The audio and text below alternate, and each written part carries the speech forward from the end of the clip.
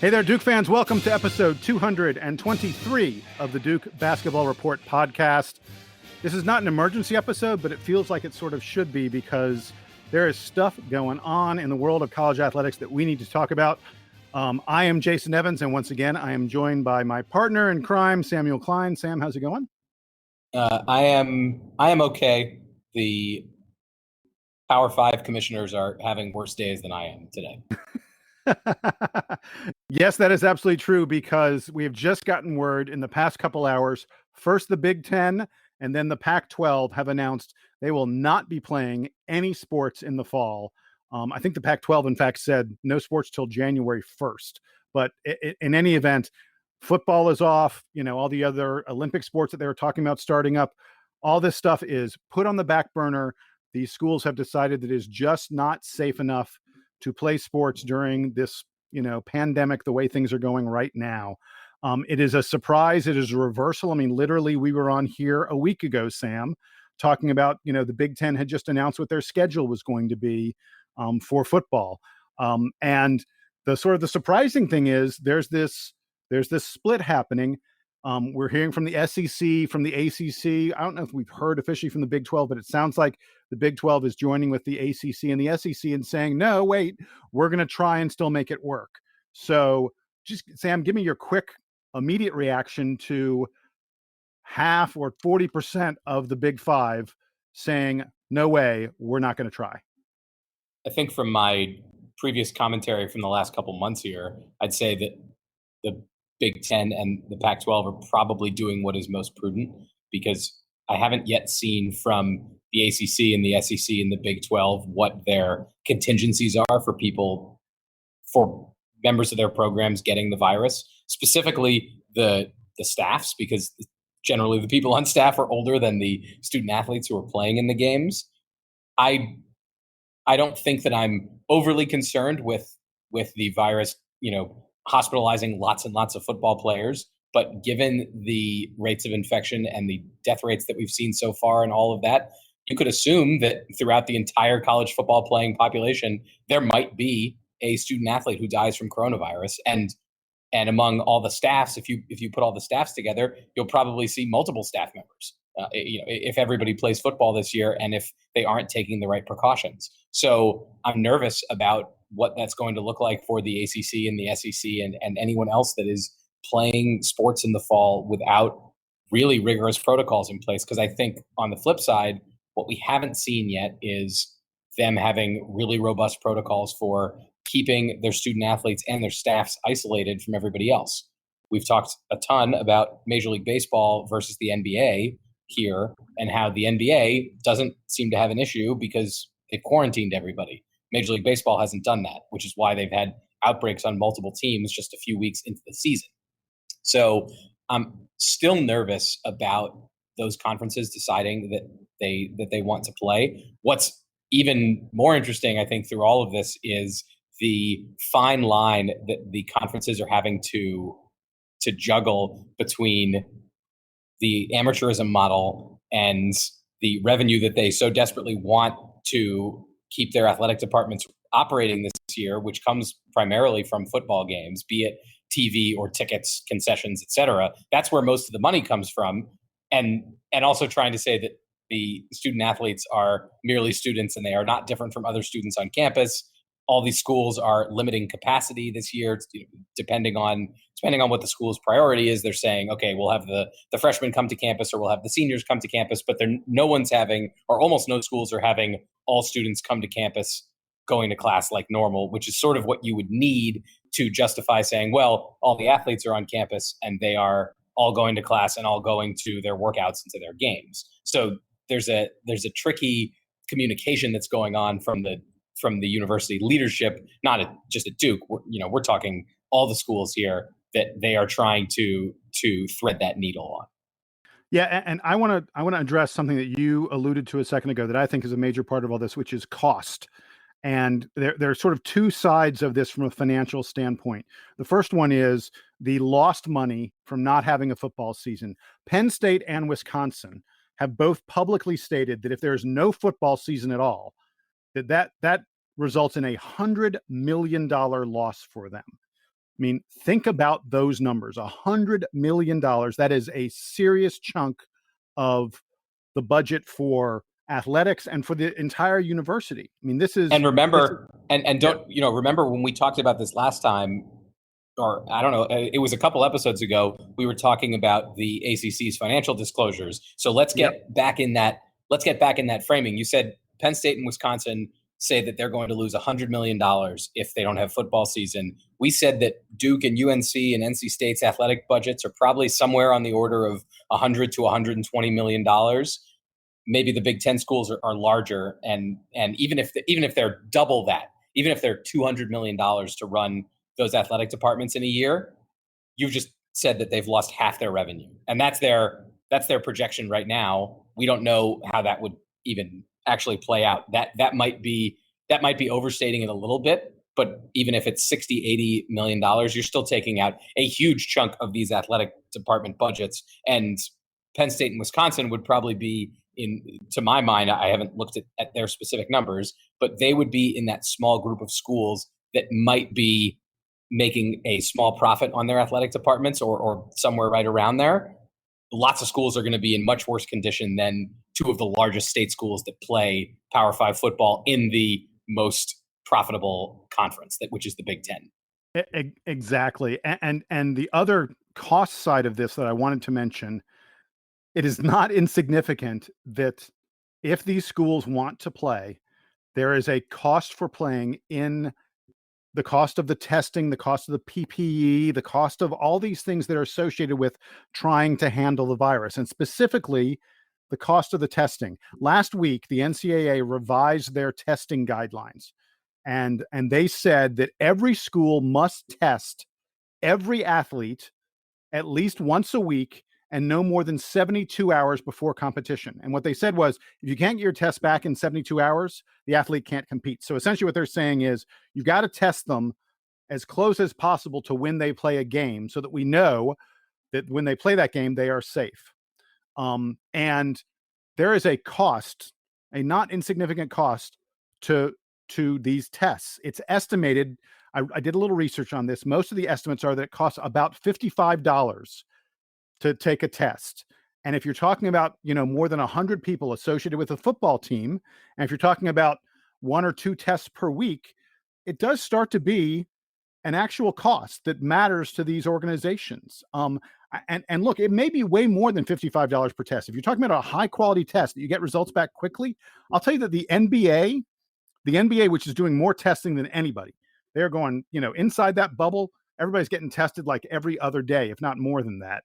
The NBA is charging the media organizations. If you have reporters who are inside the bubble, the NBA tests them as well, and it's charging them $140 per test. And the NBA has said, we're not making money off those tests. That is our cost. Our cost we're passing on to the media. So the NBA says it's $140 per test. And it's estimated that the NBA, as a result of that, is spending around $150,000 a day to test players and staff who are in the bubble. I want us all just to think about that for a minute. That's for the NBA to handle, way less than the number of players on a football team for 20 teams. When you talk about college football and you're talking about these conferences and you're talking about, with the Power 5, we're talking about 60 plus teams, you're getting into big, big numbers for what it would cost just to test the players and the coaches and make sure everyone is safe. And I think and don't just think about football here, which would be once a week. If we're having fall sports, that's soccer, that's field hockey. Soccer and field hockey are playing games 2, sometimes 3 times a week. And you got to figure that the most, like the scariest part of their schedule as far as contracting the virus would be anytime they play an opposing team, because they're having either to travel or they're having a traveling party come to their campus and they're standing very close to people they haven't been around. So if you're the Duke soccer team, Duke men's soccer or Duke women's soccer, they have to test their players at least twice a week just to be ready for each subsequent game day, if not wanting to test them more often than that to ensure continued compliance. Yeah, it's the logistics of it, the cost of it are all really hard to figure out. and you got to balance that against the health risk, and then balance all of that against the fact that these schools really need this football money to make things work. It's crazy. There is we're at the point where there are no easy answers for any of this stuff. But we wanted to talk about this with an expert, with someone who really knows the ins and outs of respiratory viruses, and what all the problems are that these schools are encountering. So we went to Dr. Randall Fisher, who is a member of the Duke family, so to speak, because he is a huge Duke fan, and he's on the Duke basketball bulletin boards all the time. You know him as RSV Man. Just a short time ago, Sam and I got a chance to talk to Dr. Fisher about sports and this virus and how they deal with it. Here's the interview we had with him. I think you'll find it very, very interesting.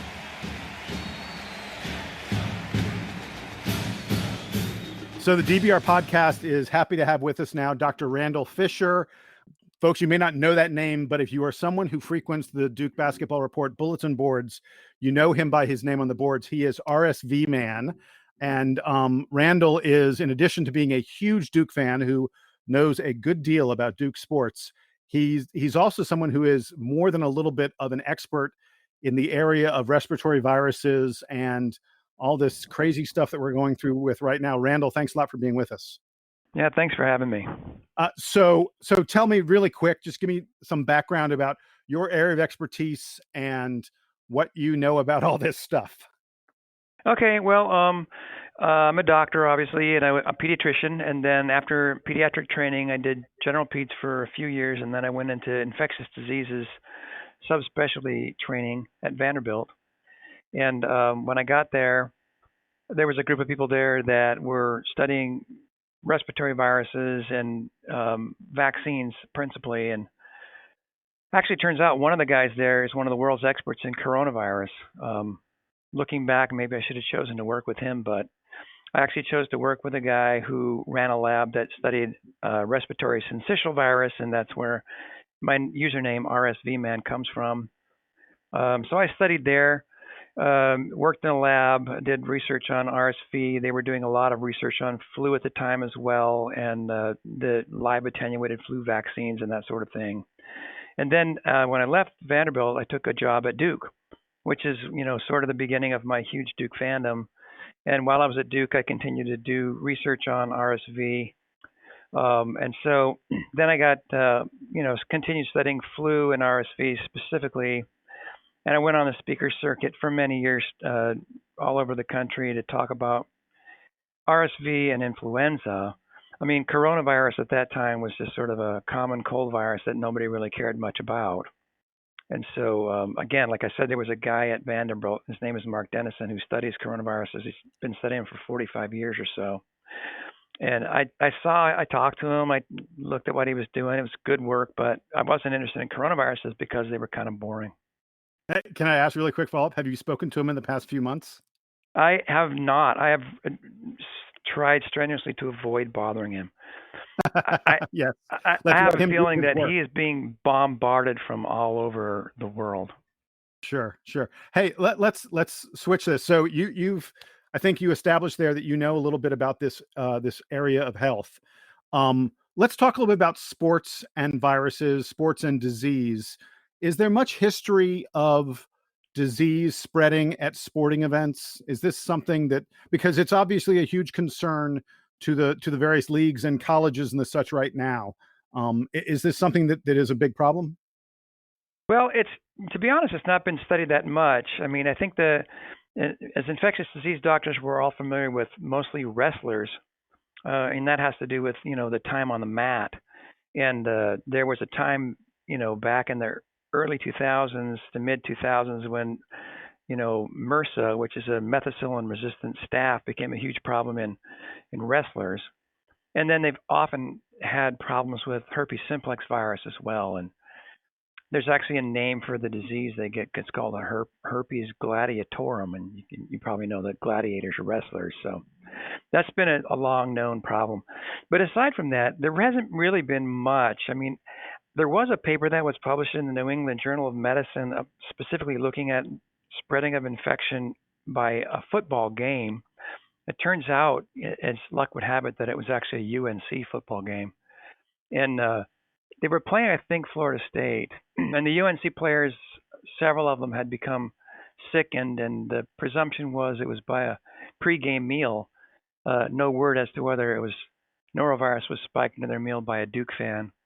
But in any case, they ended up having an outbreak associated with this football game, and 11 players on the opposite team became infected with the norovirus, and not a single one of them had any contact with the North Carolina players outside the actual game itself.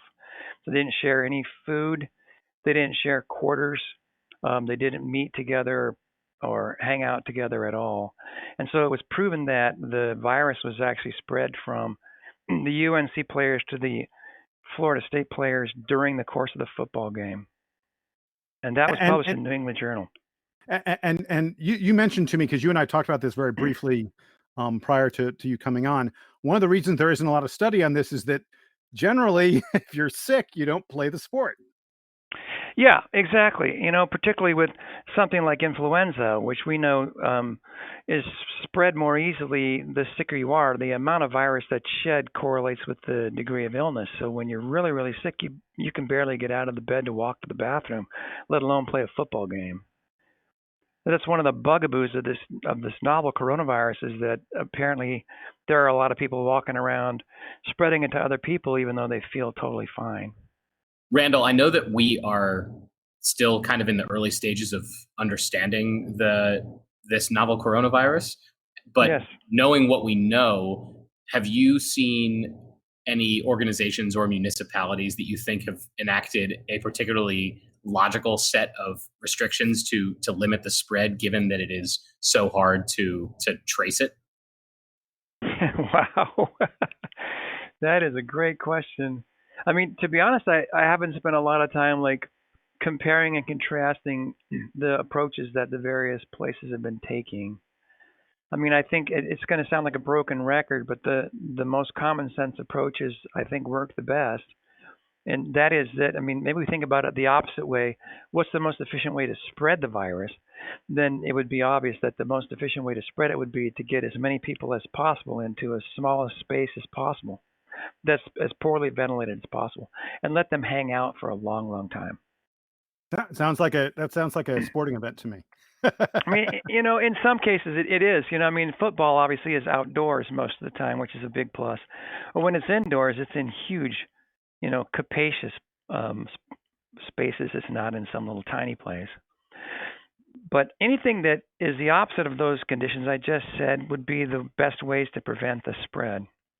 So if you were advising Duke, let's say the athletic department, Coach K, whoever it may be, calls you up and says, Dr. Fisher, tell me what we should do. I want your advice about how we should handle, sports in this crazy time. What would your advice to them be?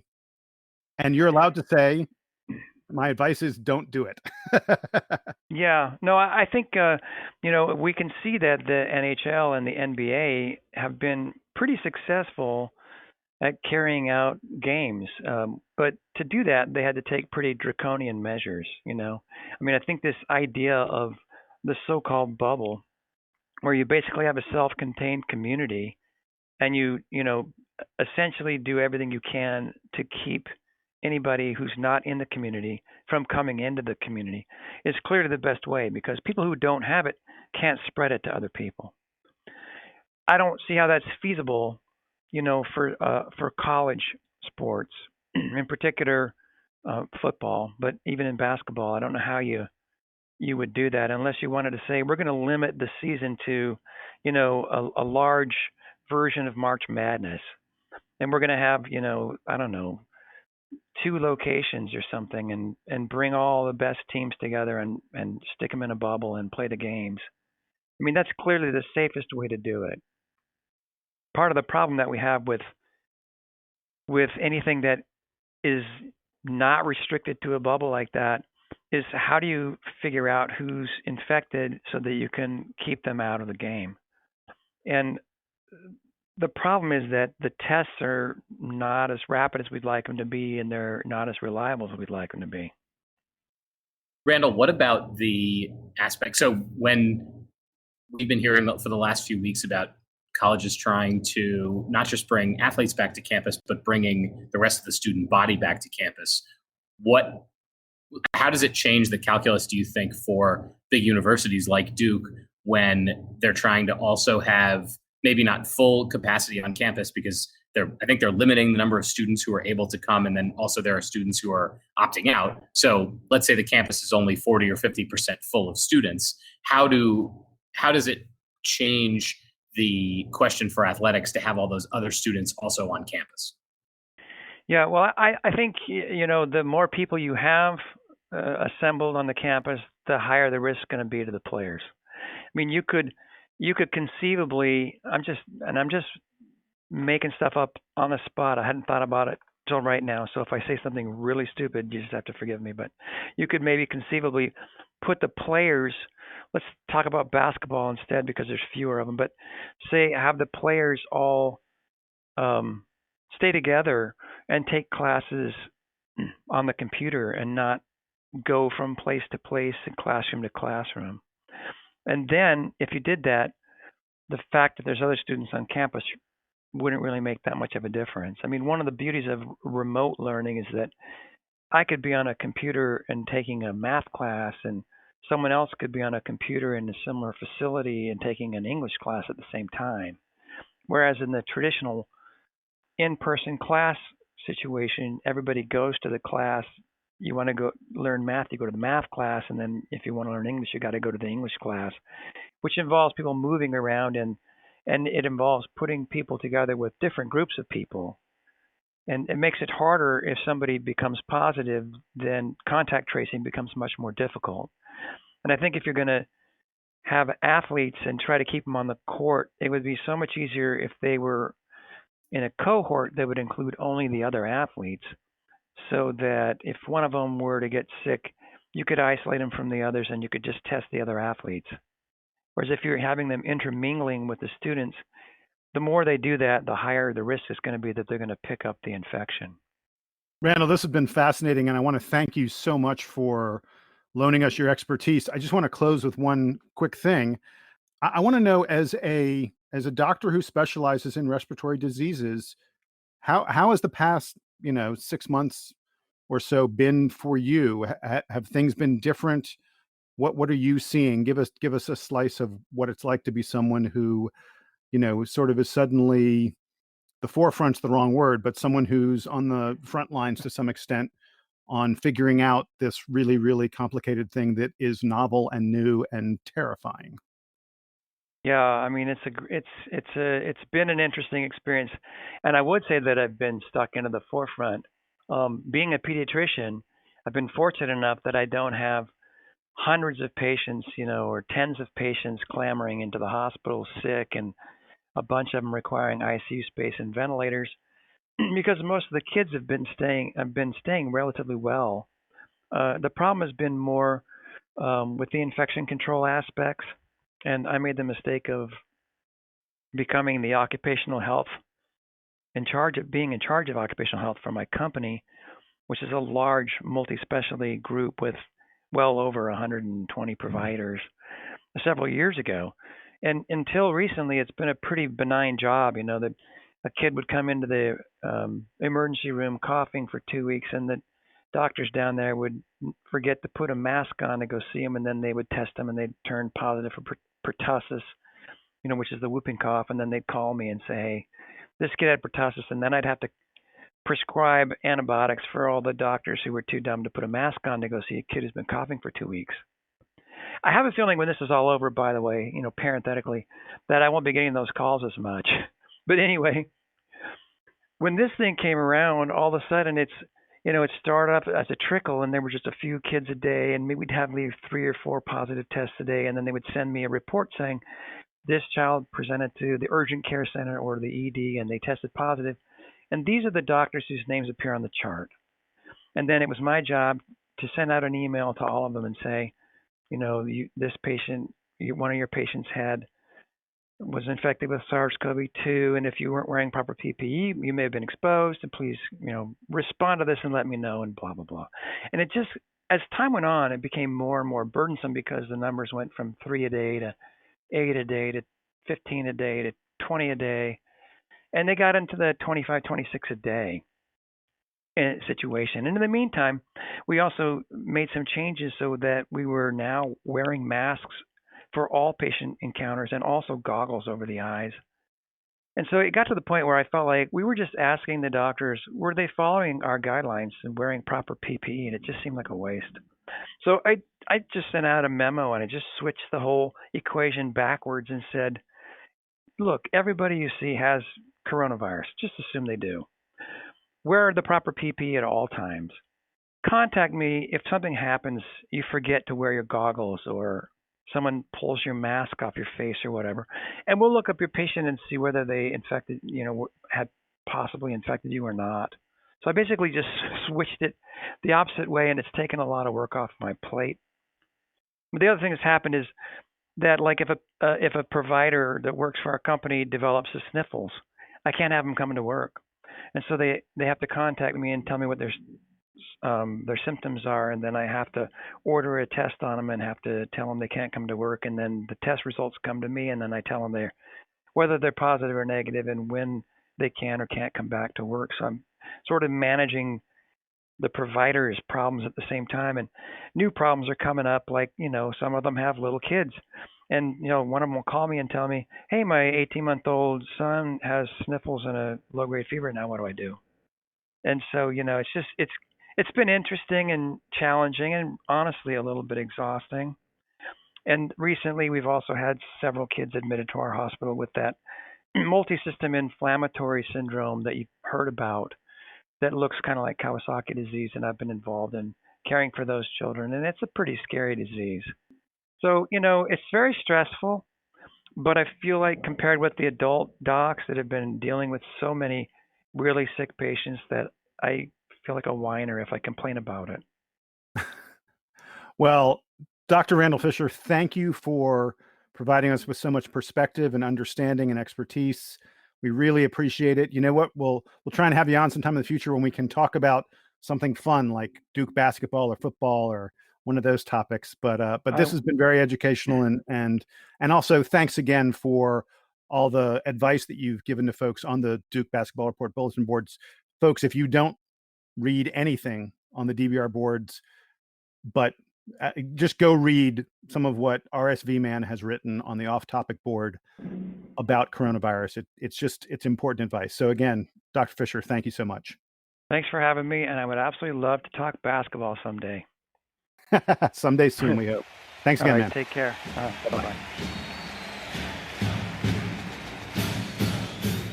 Jason, that was a really interesting conversation. And of course, thanks again to Dr. Fisher for joining us here on the show. I think the part that stands out to me the most is his reiterating a lot of what we've said here about how if you're going to do this, we were saying this earlier in the show, if you're going to have games, if you're going to have big crowds of people, even if that just means the teams and all of their attendant staff getting together, testing. That is what it's going to take, and isolation for these games to be considered safe. I think the challenge that's come up in the last couple of days that I don't think we've come to a consensus on, because there are folks who really want football to be played in the fall, is the question about where are student athletes safest? Are they safest playing in the games and being under rigorous testing protocols, on campus, or are they safer in some other paradigm?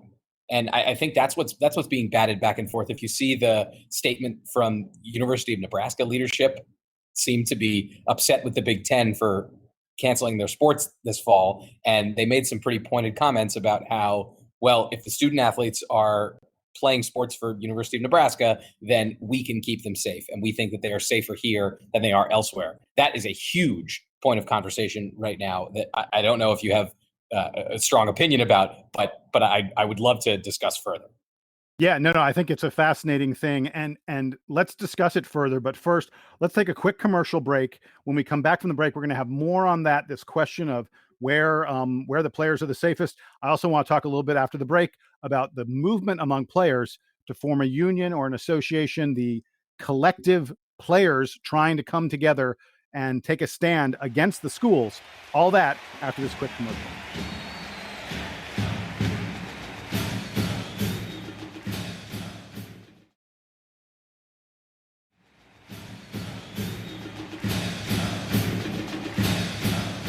All right, we're back. And Sam, you teed us up to an interesting topic. And so I'm just going to take it and run with it for just half a second. This notion of where are the players the safest? And it really is an interesting thing to think about. And I think the idea that Nebraska has espoused and some other people have picked up on it is that when the players are on campus and when they're part of these teams, the schools are able to better control the environment that the players are in. If they go back to their regular homes and they're just out there in the community. I don't think that's wrong. And I think that's a really interesting way of looking at it. And I'm not going to argue that the players are safer being out there in the wild, because I think they probably aren't. But the question to me is, are they doing some of the things that Dr. Fisher said we shouldn't do, which is, are they getting in close quarters with people for sustained periods of time where they don't know if the other people that they're in close quarters with have the disease? Because that's what you need to avoid. And if these teams are just keeping them on campus in an atmosphere that is not out there in society quite as much, yes, that's safer. That's good. But if the schools are keeping them on campus and having them practicing and having them interact a lot with each other, that could be potentially dangerous. Does that make sense the way I said that? I'm not sure yes. So when I think about this from the lens of a football team, because when I was on campus at Duke, I've talked about how I worked for the football team. And so I was in it's called the Yo football building is where the locker room is. It's where the players work out. The practice fields are kind of off on the other side of Wallace Wade Stadium, if you've been on the campus and you've seen that layout. But the football building, the Yo football building, is where the football players are spending most of their time. They have a players lounge in there. They have treatment in there. So they go in there before and after practice to get taped up and ice baths and all that kind of stuff. There are probably a couple hundred people who are in the Yo football building every day in confined spaces, be they in, players in the locker room, the equipment staff, which lives right next to the locker room, all the coaches that are in their offices that are upstairs. There's a big training room that has a ton of trainers in it. All of those people are working very closely together all day. I think it would be disingenuous to think that all of those people could be tightly bubbled up, because the staff all go home at the end of the day. The players go back to their dorm rooms. However, if the players were released from playing football and were just told, go to class, go do the required things, but otherwise stay in your dorm room, that seems like it would be safer to me than the players all being in the practice facilities. The point I think that's interesting here is, and now I'm trying to remember, one of the coaches articulated this, or it might have actually been the Trevor Lawrence statement, articulated this in an interesting way, which is that there is a level of regularity that the programs impose on the players when they're in season that would sort of heighten everybody's awareness for looking out for the virus. And I'm sympathetic to that. I understand how having the structure of the team, and it's not just football, that's any teams that are in season, because they're working really hard and the players are really there to play the games. So they don't do stuff that will jeopardize their ability to play in the games. If you go to the places where Duke students are socializing, when the athletes are in season, you won't see them out in those places. They are not doing that because they don't want to ruin their opportunities to play in these games. They don't get many of them.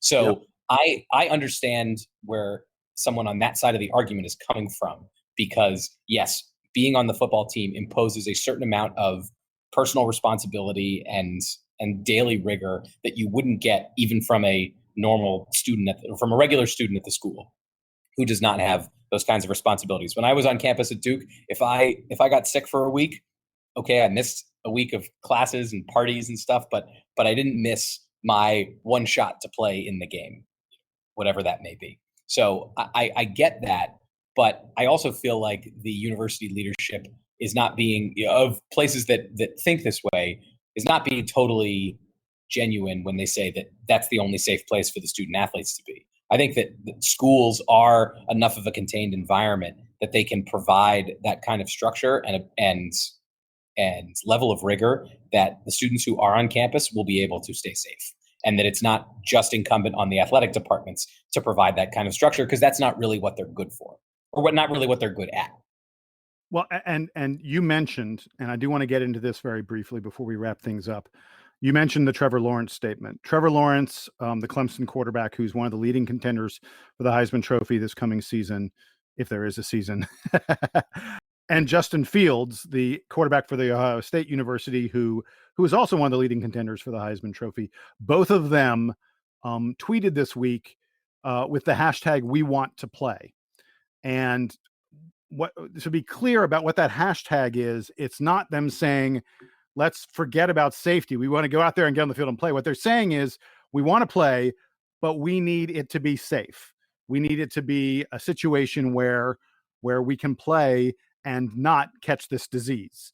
And basically what they have said is they want someone, and by someone, I don't mean an individual, perhaps an entity, to really be in charge, to make the decisions about how to keep the players' safety, make sure that the players' scholarships are intact, in case the season is never played. They want someone to represent the players. And this is becoming a bigger and bigger issue across college sports. This notion of we need a players' association, so to speak. I don't think we're talking about a union. The Supreme Court has, the Supreme Court and the National Labor Relations Board have weighed in on the notion of college athletes as a union and have not weighed in a positive fashion on that. So I don't think we're talking about a union. What we're talking about, though, is a body that would represent the players and bring their interests to the table. And with these two prominent players joining, we talked a lot about the Pac-12 players saying some very similar kind of things. This is becoming a bigger and bigger thing across the world of sports. Sam, do you think we're at an inflection point? Have we reached the moment where college athletes are going to find a way to get their voices heard and their issues addressed by the universities? Or is all this going to fade once the virus is gone and we sort of start to get back to sports the way we remember them from 6 months ago? I think it depends on how university leadership around the country reacts to this whole thing and how much they want to hold the line on the status quo for student athletes. If we cancel the season, if all these programs cancel the seasons, you're going to hear a lot about not necessarily players losing their scholarships, but players' lives getting disrupted because maybe schools may not be able to honor scholarships if there's no athletics revenue. You're going to hear about people in athletic departments getting laid off and schools not being able to continue playing a lot of their sports. You'll hear about a lot of schools cutting sports the way that Stanford did. That's just the tip of the spear. If schools hold the line here, say we can't have sports, we're just going to deal with the financial fallout because they're, like we said earlier, they're losing a ton of money by not playing. However, if they say if the university presidents come back and say we need to make a best short-term financial decision to keep our people employed, to keep the sports in place that we really want, then you're going to have them start parsing, all right, well, is there a difference between the football team playing and the soccer team playing? Because if you step back and look at them, the football team brings in hundreds of millions of dollars in revenue for these top schools, and the soccer teams do not. So if we start treating the football team differently than we treat the soccer team, then you're going to hear a lot more about, all right, well, now are we being hypocritical because we're treating certain players, football, and then to a lesser extent men's basketball, we're treating them differently than we're treating the other athletes. Right now, a lot of schools can say, look, we treat them all the same. We give them the same apparel. We have them eat in the same dining halls. Like the athletes get, whatever treatment they get is at least consistent across the different teams. And I've talked to friends who played sports at multiple schools who say that, right? Just because you're on one of the revenue sports doesn't mean that you get completely different facilities. You might get some, but overall, the set of benefits is the same no matter what sport you play. That does not reflect the economic reality of those sports. Yeah, let me just really quickly, you can finish your point, but let me just really quickly say the college basketball players at Kentucky are living in a different dorm than the other athletes. Sure. That's just reality. All the athletes, I don't know this specifically at University of Kentucky, but all the athletes at the University of Kentucky get a baseline kind of the same deal on scholarships and academic support and all the other things that come with being a college athlete. That's largely true. Yeah. Yes. We can go with that. If we are saying now that, okay, we're still going to play football because the athletic department needs to remain solvent, but we're not going to play soccer because it costs too much for us to put it on, that's where you're going to see this big tear coming. And that's where the sort of movement for the football players and the basketball players to start getting paid more, that's going to start resonating with more people if the college presidents have sort of tipped their hand on that. But if they're able to hold the line and they're able to say, look, we can stomach the layoffs because we can stomach the layoffs and cuts because we don't want to make those other calls, then we continue with the status quo perhaps for a little longer, and it plays out more in the court of public opinion. My take on all of this is we're at an inflection point right now where the players have more power than they have had in the past. And the notion of them forming some kind of an association or some kind of representative body that would be able to say what the players want and talk to the NCAA with some kind of authority, we're at a moment where that could very well happen. But the interesting thing that is happening is at that same moment, we are shutting down sports. And so the ability for the NCAA and for the Power 5 conferences to sort of listen to and react to whatever body it is that forms is very limited right now. And as a result, I sort of think that once we get to a point where we're ready to resume sports, and I don't even want to speculate on when that is or how that happens, vaccines and other kind of things like that we all hope will allow us to go back to where our lives were in January and February, please. But when that happens, I'm not sure that the players are still going to have the power they have at this moment right now, because I think there's going to be so much excitement about resuming college sports and pro sports and all that other kind of stuff that I think the appetite for huge fundamental change and for negotiating with and working with the players may not be there. And on the player standpoint, their appetite for taking a hard, firm line on some of these issues may have melted away as well. I mean, look, if you didn't get to play, if you're Trevor Lawrence and you were hoping to showcase yourself for your trip to the NFL and you didn't get to play, and they say to you, look, we want to get things moving again. We're not interested in having this long conversation about potentially paying you guys and all these other kind of things. We just want to get the games going again. Do you want to play or not? I wonder if Trevor Lawrence and more to the point, guys who are not automatic first round draft picks, guys who are, maybe I can play my way into being a third round draft pick. If those guys are just going to be like, I want to play.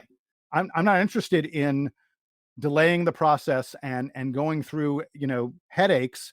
I just want to get back on the field and play. And so, like I say, we're at a unique moment right now. And unfortunately, I'm not sure I think we're probably not going to be at that same moment when the time comes to resume the games. And so I feel like the players may lose their moment, so to speak. And for most Power 5 players, even in the big revenue sports, even if you just take Power 5 football and men's basketball, most of those players are not going to be professional in their sport. So Correct. They know that, like, right, as you say, Trevor Lawrence could sit out the season and still be a top 3 NFL pick or something in that realm, right? He's one of the most famous and best college football players. So he could sit out and still be good. A lot of his teammates are also going to go to the NFL and they need to play this year to improve their draft stock and all that kind of stuff. But the majority of his classmates on the team are not going to play NFL football. And many of them acknowledge that even before they graduate. They know that that's not happening. They want to play. So the fight for those extra dollars, those sponsorships and those things, those are great. But the players also want to play the games, and that's, to them, is the most important thing. So they're going to come to perhaps different conclusions about that. It does show some amazing an amazing thought process by Trevor Lawrence to say, I want to play this season, because he was, as we said, he was one of the guys out in front of figure out how to make this work for us and we'll do it. The message I got from his statement was not figure this out or like, let's play at any cost. It was, let's play. And by the way, the schools and the conferences need to keep us safe. Yeah. And more to the point, we're talking about Trevor Lawrence and Clemson. Look, Clemson, Ohio State, Alabama, a couple other programs, a heck of a lot of those guys are going to the NFL. The reality is what needs to work is something that will work for Duke that probably has no more than 4 or 5 guys on the roster who are likely to be NFL players at some point in the future, and UVA and Georgia Tech and on and on and on. It needs to work for these programs that are not huge football factories, but are still a huge part of the NCAA. And again, I feel like if they can figure out a way to make it work right now, great. And by work, I mean, get their issues heard and addressed. But I sort of feel like the fact that these conferences are shutting down probably shuts down that conversation. And I think it's probably not going to happen for them, which is unfortunate because I really want it to, because I think they deserve it. But one last thing on this, I don't think that the conferences have been as creative yet as they could be about how to make sports happen, because the schools are all going partially online anyway. I don't think that it is unreasonable to think that the ACC could take all of the men's basketball teams and quarantine them somewhere and have them take online classes and play the games. I don't know exactly what that looks like. I don't know where they would do it. I don't know that it's not going to bring in the same kind of money that the NBA is getting right now. So it may not actually make sense for them to do it financially, but I haven't heard discussion of all that get floated yet. And I'm curious to see if we're going to hear about any of that stuff in the coming months, because football is probably getting pushed out. We've seen a couple conferences decide that they're either canceling the season or pushing it to the spring, the Big Ten being the most prominent. Men's basketball is still up in the air. And I hope that we hear some news soon about conferences deciding to at least explore what would basketball season look like if we isolated all the players, because that would still be fun for us and it would still work for the athletic departments. But do they want to admit to the differences between the sports, and do they want to go to those measures and spend that kind of money to have the sports continue in some kind of bubble that would be common among one particular conference? Well, and the other thing is, if for some reason, let's say the ACC put together some kind of bubble, the SEC put together a bubble, the Big Ten, for example, it would not be impossible or even all that difficult for you to say, okay, we're in a bubble and things are controlled in here and we know we're doing well here, which is what the NBA is doing. And the NBA has done phenomenally well at it so far.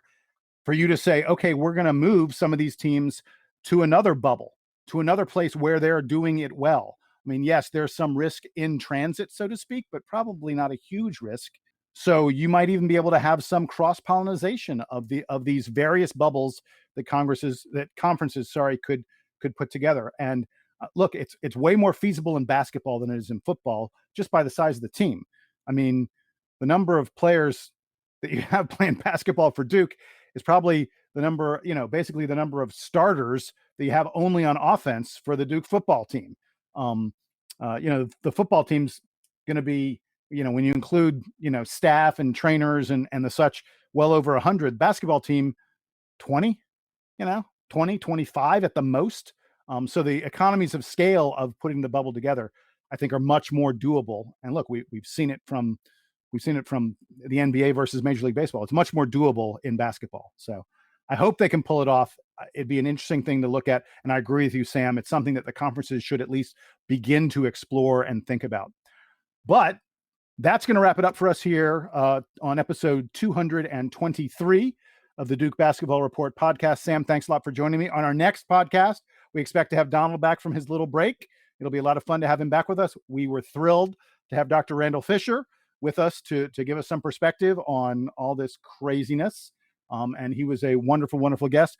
Folks, if you have any questions for us, send them to us at dbrpodcast@gmail.com. Don't forget to like and subscribe. put reviews, all that other kind of stuff. Do those things that you do for your favorite podcast for us, because we are one of your favorite podcasts. At least we hope so. For Sam Klein, I am Jason Evans. Thanks again for coming and joining us on the DBR podcast. Everyone out there, please stay safe.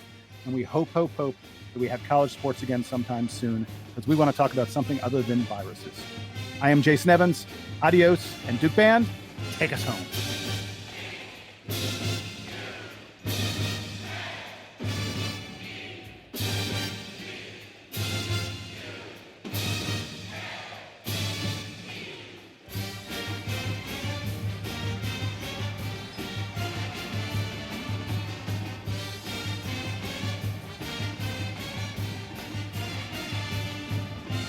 But I want to check on something. Are you okay with me identifying you by the boards and that all kind of stuff? Some people like to remain anonymous. I just didn't know. Oh, gosh, I don't know. Who's going to listen to this thing anyway? somewhere between 1,500 and 4,000 people, Wow. most of whose identities we don't know. Yeah, wow. Nice. I mean, I don't know, whatever. You can. I mean, I'm board certified in peds and in pediatric infectious diseases. Right. Sorry. When I said boards, I meant the Duke Bulletin Board. Oh. Sorry, what I meant was, do you want me to identify you as RSV man? We definitely have to identify you as an expert. We're not just letting random DBR commentators come on and tell us what they think people should be doing during the pandemic. I think that's a good policy.